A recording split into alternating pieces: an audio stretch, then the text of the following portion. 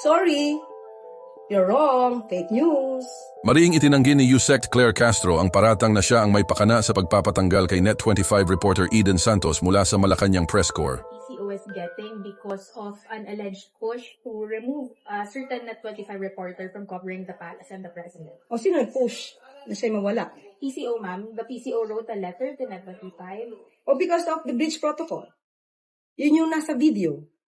At kung maraming meme na lumalabas ng mga vloggers na ito'y patungkol sa akin, nakita nyo naman kung paano naman ako sumagot, paano ko naman siya entertainin. So, it's not about me, it's not about her. Siguro sa nangyari sa video. Diba? Nakita nyo naman sa video.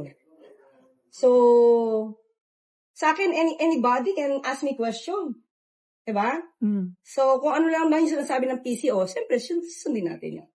So, I can accept any question. Basta, okay din sa PCO. Ma'am, so it's a categorical denial na based on the allegations of some netizens online na you were the one who allegedly lobbied for a certain reporter to be... Unang-una, ba't naman po ilalabi na mawala ang isang reporter dito? Diba? Unless, meron talagang violation. Saka hindi ako po ang nagpapasya niya. Hindi naman din po ako yung secretary. So, hindi naman po ang may hawak ng maro.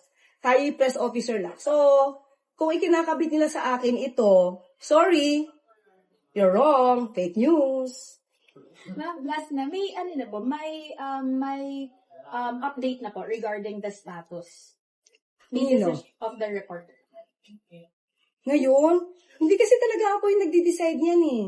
So, di ko alam so far. So, wala akong mababanggit. Is this something that the secretary has tackled with you or the other undersecretaries? Ang pagkakaalam ko, may sinulat ka. Kami, yes ma'am. Yeah. Oh, yeah. Diba, ang alam ko din, sasagutin yata niya.